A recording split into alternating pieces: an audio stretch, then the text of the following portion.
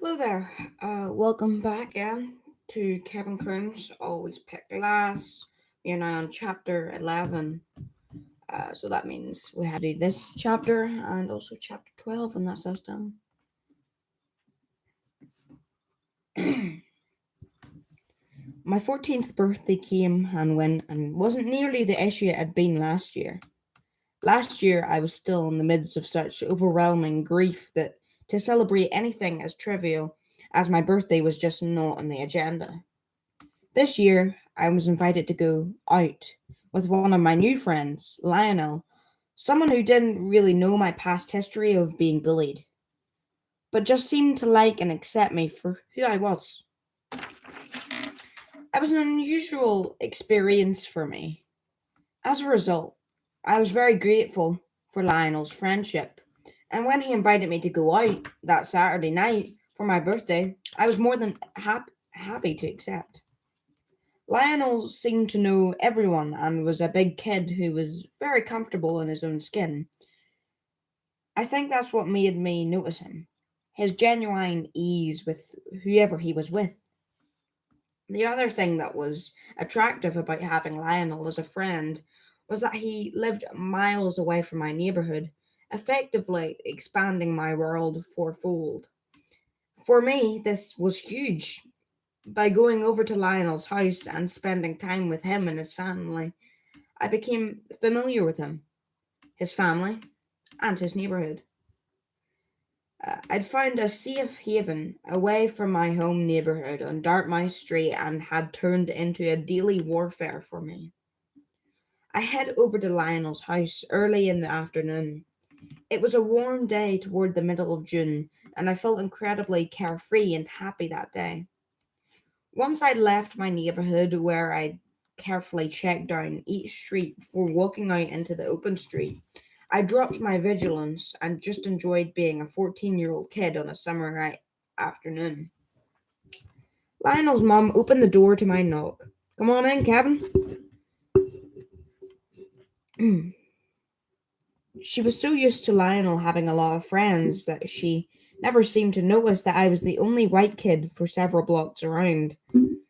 Like Lionel, she just accepted people as the person they show up as. If I were a jerk, I'm sure I'd hear about it from Mrs. Bean. But because I'd been raised to be respectful and say yes, ma'am, or no, ma'am, Mrs. Bean accepted me and afforded me absolute respect as well. I found Lionel in his bedroom where he was reading some magazines. His bedroom was about as messy as mine usually is, so I picked up a pile of clothes from the chair by his desk, and after looking for a better place to put them, just set them on the floor, but neatly so that I didn't make even a bigger mess. What are we going to do today? Lionel asked me. I shrugged.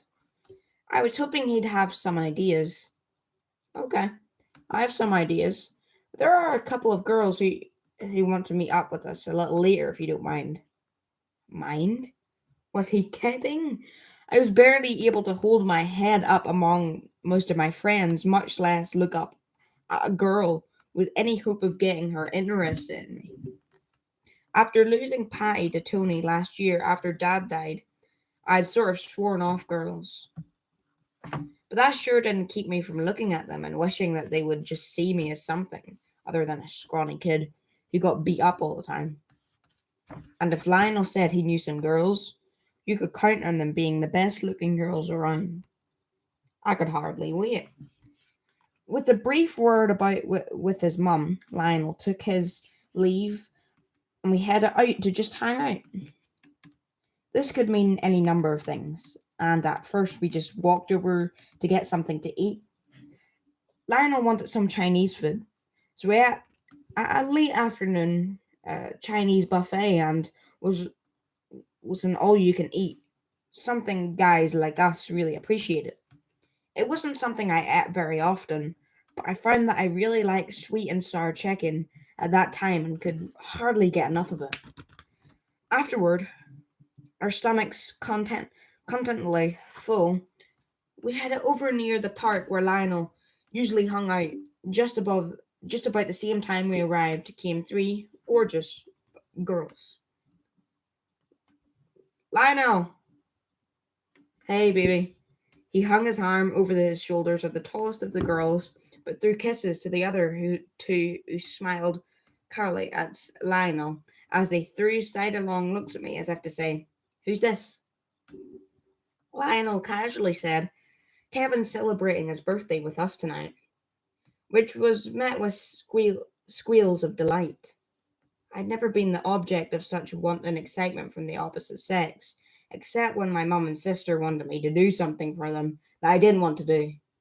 This was different. It felt a little like adulation or something. That wasn't a feeling I got every day. Just then, Lionel spotted someone approaching from the other side of the street. "Hang on, ladies. We can finish enters later." "What are you drinking tonight?" Drinking? I was cool with this. I'd had a beer or two when I stayed over at my cousin's house, and while I knew underage drinking was frowned upon, it was done all the time. The girls all wanted tango, which I discovered later to be a blend of cheap orange juice and even cheaper vodka. As soon as they told Lionel what they wanted, he lopped over to the man approaching the liquor store that just happened to be right by the park where we were hanging out. Convenient. Lionel really knew how to pick them.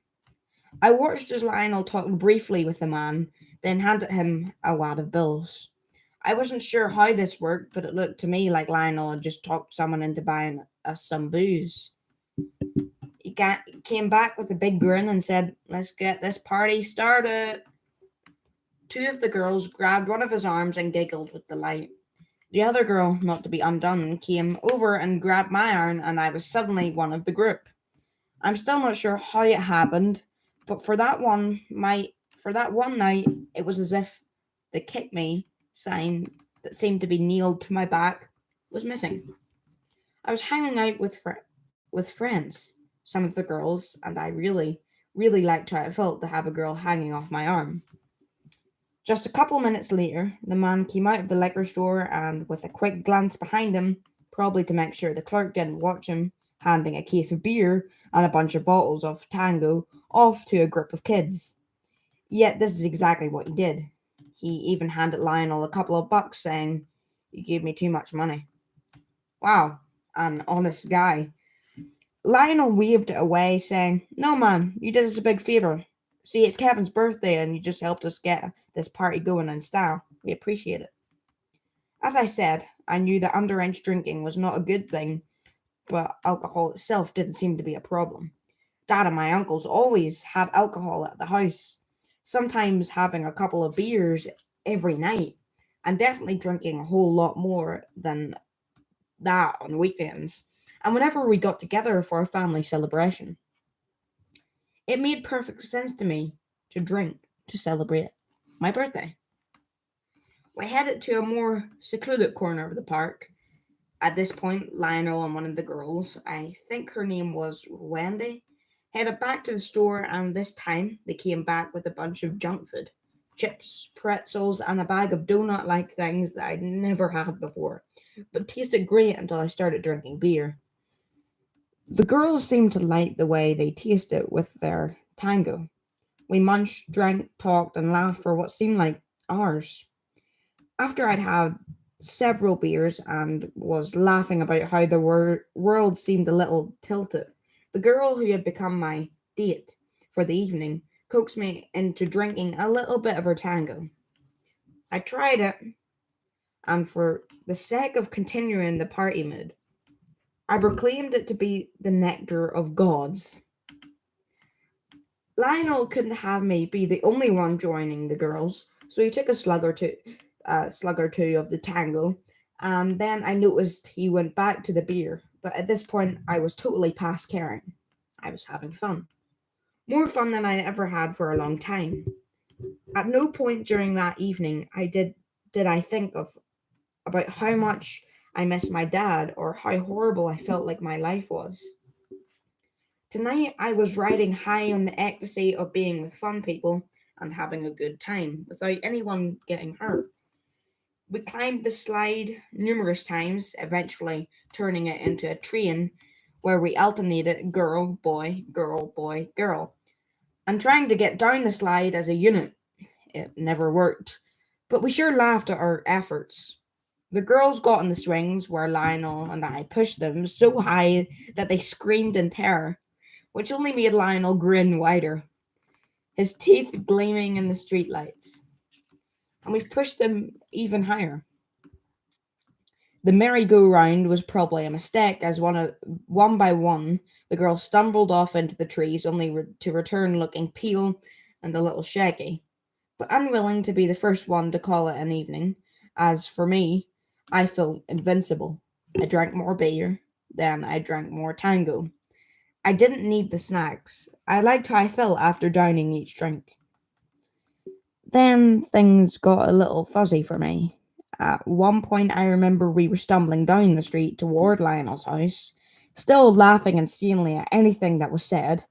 I couldn't even tell you when the girls finally took off for their own homes, and it was just Lionel and me. But I do recall lying on the ground and Lionel pulling none too gently at my arm, saying, "Come on, Kevin, this is a street, man. You can't sleep here." I tried to help him, help me up, but all I could do was giggle and drool. I think this is finally how he gets me out of the street. The next thing I remember was Lionel encouraged me to climb into a grocery cart. It was impossibly high and it kept moving, and no matter what I did, I couldn't quite negotiate the task. Finally, Lionel just picked me up and dumped me quite unceremonious into the cart and started pushing me. "You want to bunk at my house tonight?" "No, Mum, I'd be worried." I meant to say she'd be worried, but I had lost control over the movements of my tongue, teeth, and lips. I knew exactly what I wanted to say, but my brain wasn't communicating with my mouth at all. My stomach was beginning to feel distinctly unwell, and all I wanted to do was close my eyes and sleep. But every time I closed my eyes, I got impossibly dizzy. It didn't help that Lionel was pushing me home over the sidewalks of Everett, which are known for not being even. They canted and gave depending on how old the trees were that grew beside the sidewalk. The ride home jerked and jolted me so badly that I wanted to get out and just lie down in the cool grass. But Lionel was having none of that. He grunted and heaved as he pushed me up the final hill toward Dartmouth Street. And when we finally got to my house, we had to reserve the process to get me out of the shopping cart. Finally, Lionel just upended the cart. I got my wish. I was finally lying on the cool grass, right next to my front steps, where I began to heave my guts out. With the perfect time of a mother, Mum opened the front door. Lionel squinted in the sudden glare of the light, grinned his wide grin, and said, "Good evening, Mrs. Kearns." Good evening, Lionel. What's wrong with Gavin?" She started to come down the steps. I could hear her in her voice that I was going to get into some major trouble if I didn't think fast. And that's something I've learned to do quite well over the years. "Don't worry, Mum. We had Chinese food for dinner. I think I might have food poisoning." That's all I had to say. It's all I could say as my stomach revolted again, and I was unable to speak for several minutes. Over my retching, though, I could hear Lionel expound on my symptoms of eating Chinese food. "Why aren't you sick then, Lionel?" She didn't believe us, I could tell. Kevin ate like a huge bowl of that sweet and sour shears stuff. I can't stand that stuff myself. It must have been that. I could feel Mum's hand rubbing my back. Even if she suspected that I had been drinking, she probably couldn't stand to see me so miserable. "Kevin, do you think you can come inside yet?" Between Mum and Lionel, they got me inside. And once I got to my bed, I passed out. I'm not sure what else Mum and Lionel said to me one other that night because I was completely unconscious. Mum checked on me early the next morning, and I could feel her fur fury from the doorway because I was no better. In fact, my head was pounding and I thought the weight of an elephant was sitting on it. It was Sunday and Mum had to deliver my papers, complete with the extra heavy advertising section inserts. By early afternoon, I managed to drag myself out of my room and into the kitchen, where my sister took one look at me and said, "Chinese, huh? Not likely." Then she went back to her teen magazine and ignored me as I made myself a piece of toast. Nothing else sounded good. To make things better with Mum, I went out and mowed the grass, swept the sidewalk like Dad would, washed her car, even polishing her rims until I could see my face in them. Nothing was ever said about my Chinese food poisoning. Mum ignored that just as she ignored my being bullied. That summer, I turned 14. I also got turned on to another hobby, weightlifting. One of my biggest concerns about myself was the fact that when I looked in the mirror, I just looked like a 100-pound weakling. At the dojo, I met a guy named Keith. He invited me over to his gym to do some weightlifting. Keith was a major bodybuilder, and I wasn't really sure I wanted to be as crazy as he was with his powders and carb loading or protein packing or whatever else he did. What I did want were the muscles that Keith sported. Because I'd known him at the dojo for almost a year, I trusted him. At the dojo, he followed the rules of bringing others along with you, and when I asked him how he got to be so muscular, he grinned at me and said, "You gotta pump iron." When he offered to teach me how to get into weightlifting, I was more than ready. I worked out with him 2 days a week, spent another 2 days a week at the karate studio, and then Friday and Saturday nights with Lionel and his friends drinking and cursing. It was a great summer. I managed to avoid Tony, Dan, and Dave for just about the entire summer. Every once in a while, I would cross paths with one or the other of them, at either the beach or the pool, but when they weren't together as a trio, I discovered that they left me pretty much alone. But to be on the safe side, I avoided them whenever possible. I knew that delivering papers wasn't going to afford me the lifestyle I was looking for as a high school student. I started looking around for other jobs. My first dishwashing job was at the Silver Fox. My supervisor was a senior and was a total bully.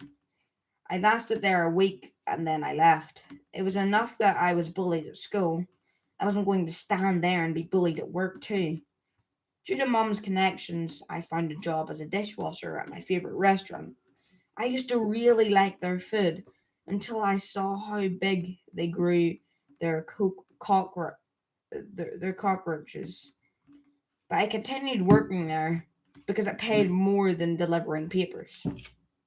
Despite the fact that I developed eczema on my hands and arms from always being wet with dishwater, I stuck with it. One of the guys who worked there told me to never go down to the basement alone. There would always be a roach down there cutting up a roast beef. On Sundays, I helped my uncle Freddie at the flea market. He worked as a contractor there and he wanted me to learn how to sell. "Kev, you're going to be my front man here," he told me as he showed me how to sell the small items. It was anything and everything he could find. He had garages all over town and would collect all kinds of junk, clean it up, and sell it. You name it. He sold it. Shoes, nails, axe handles. One time he had so many axe handles, he had me charge only $1 to get rid of them. I learned to sell like a pro at those flea market events. The plan behind all this frantic industriousness was to buy myself my own weight set, which I did. That way, my basement studio now contained my punching bag, a new leather one because I'd already split the canvas one Mum had gotten me at Christmas, a chair, a table, a lamp, and my new weight set. At first, I didn't really notice anything, but as time went by, Every time I looked at myself in the mirror, I noticed that I had muscles. They were pretty small at first, but they were there. I never thought about the fact that drinking and training for both bodybuilding and karate were not exactly compatible. Everyone I knew drank, from my parents and relatives to the neighbours. It's just what everyone did. I just liked the goofy feeling it gave me. After my first big night with Lionel, I learned to moderate how much I drank so that I wasn't falling down drunk ever again. I became as good a negotiator at the alcohol stores as Lionel was. I credit learning to be a salesman at Uncle Freddy's flea market sales for that. I would see guys come to the liquor store from the gym where I worked out. Hey Vinny, can you do me a favor and get me a case of ponies? We'd get the beer or whatever we were drinking that night, run down the street to the schoolyard, and make sure we were enough out of sight that we didn't get caught. To a certain degree, I knew that drinking was wrong, but I didn't equate it with poor health the way I did with cigarettes. I was offered pot and tried it once, but it was just so much like smoking that I just didn't get into it. I learned to drink the most disgusting beer in the world, but because they were cheap and had a higher than average alcohol content, they seemed like a pretty good deal to us. Three of those and three of those, and I'd be singing in the trees. The interesting thing about drinking was that from time to time I would actually hang out with Tony, Don, and Dave because the alcohol numbed my feelings towards them. And they liked how easy I found it to get alcohol. The problem I saw with was that the problem I saw was that Derek, my former model building friend, would often be with them and he would turn into a mean drunk. I learned really quickly to avoid him if he came around when we were drinking. One night, Lionel came over to my house, and as we walked down the street, we could hear the sounds of loud voices and raucous laughter. You know these guys? Lionel asked me. Yeah. It was hard to explain to him my relationship with Tony, and even harder to justify thinking about spending time with Dawn and Dave. How do you tell your best friend that you still desperately want these guys to be your friend after they have humiliated you and tormented you for years? Being in high school was opening my eyes to new options and opportunities, but this was still my home neighborhood. I felt some kind of loyalty to it. Not because we were neighbors of sorts. We should be friends. Every Sunday, I'd sit and listen in church to the gentle teachings of Christ, to love your neighbor and turn the other cheek. Each time I heard them, I'd be filled with a sense of hope, and perhaps the next time they pestered me, I would rise above it, and then finally things would be better, and we could resume the friendship I remembered from my childhood.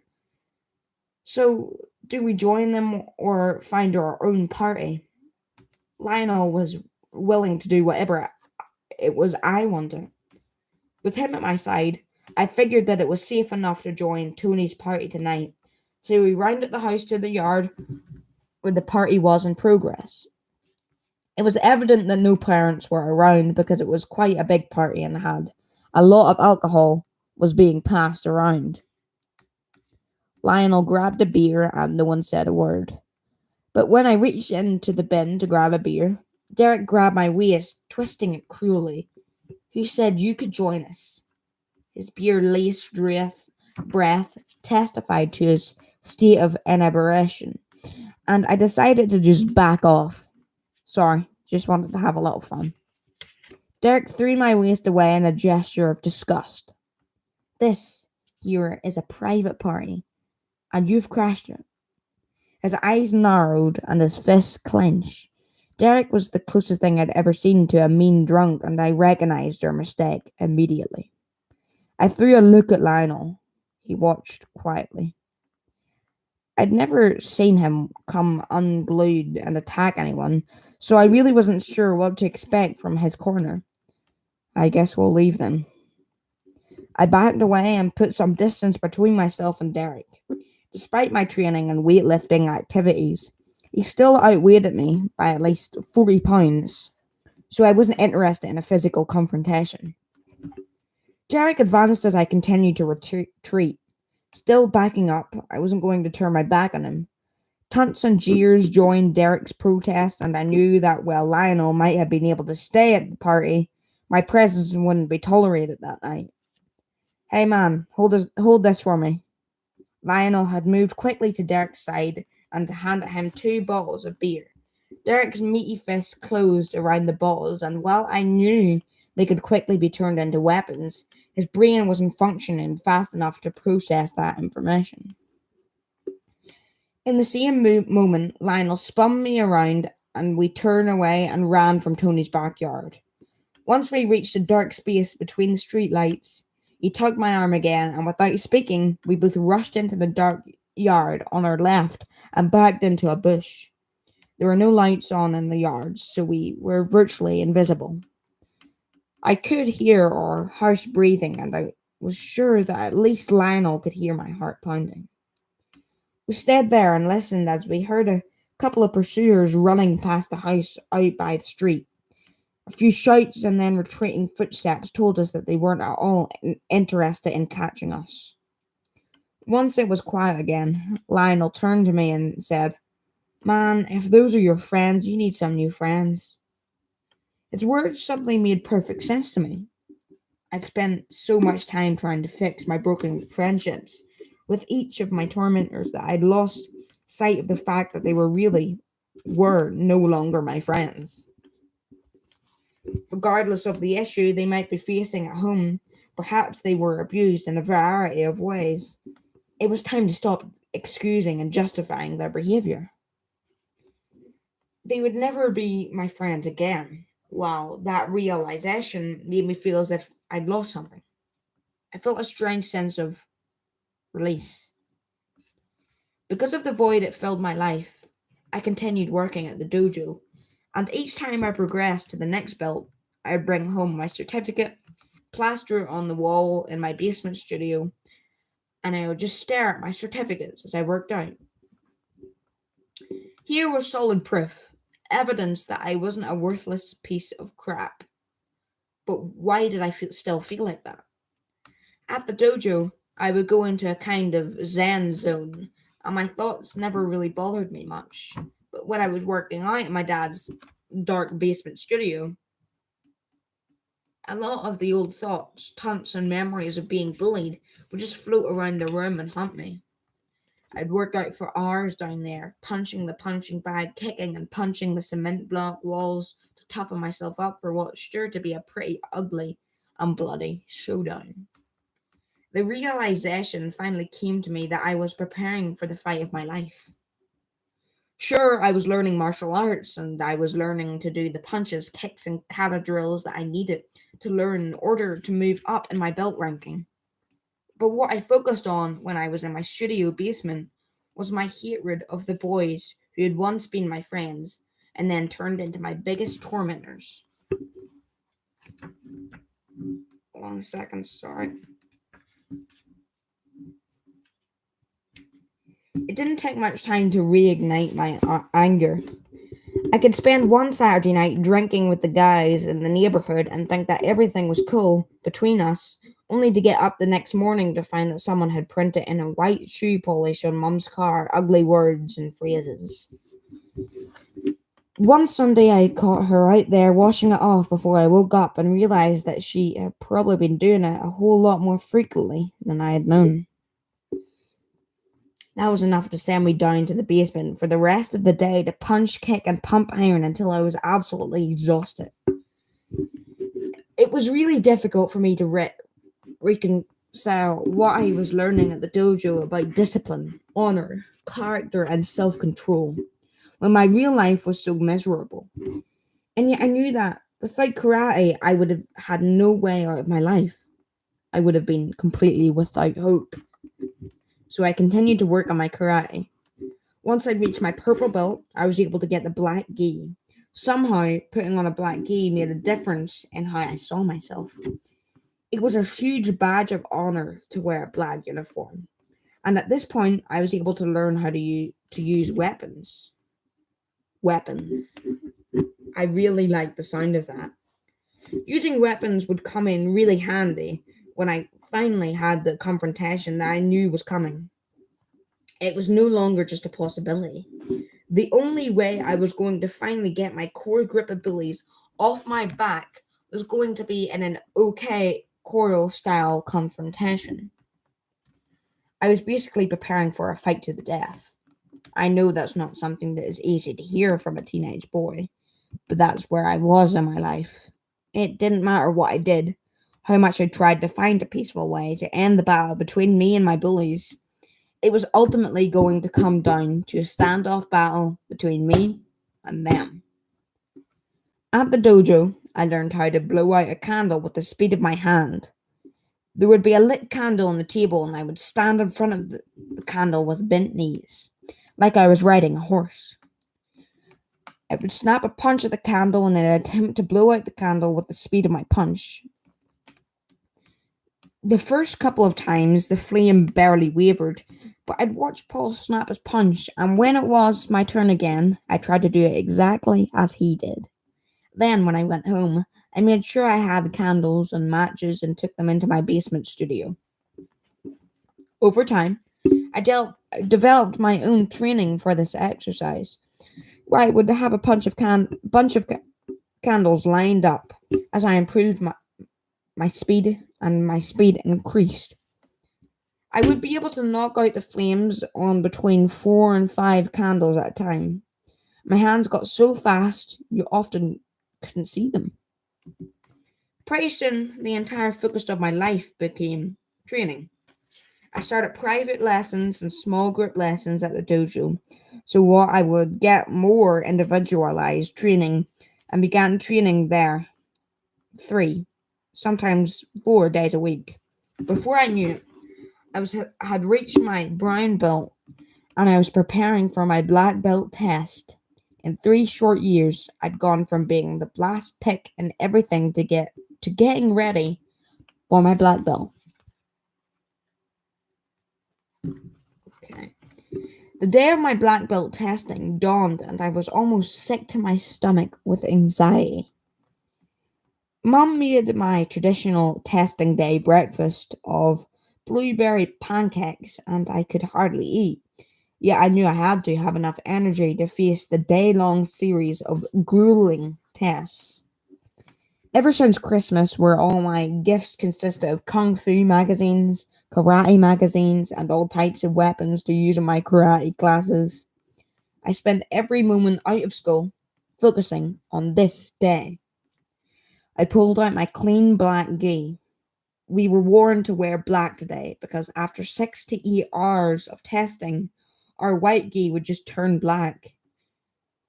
Once the testing began, I realized that the physical aspects of the black belt assessment were much easier than the mental ones. By the last hour, I was so exhausted mentally and physically, I just wanted to throw up. Finally, my last battle, there, in front of the Grand Master in his big chair. I had to spar with another competitor, and I was paired with a wimpy looking kid with pasty white skin. This sparring session was an all-out 15 minutes, no holds barred. At first, I was a little disappointed that I'd been paired with such a weakling, but this was my first, but not my last experience where looks can be deceiving. He gave me a really decent fight. We were given marks on technique, prowess, how well we accomplish our movements, and then finally, the fight itself. I've never been more focused in my life than for those 15 minutes.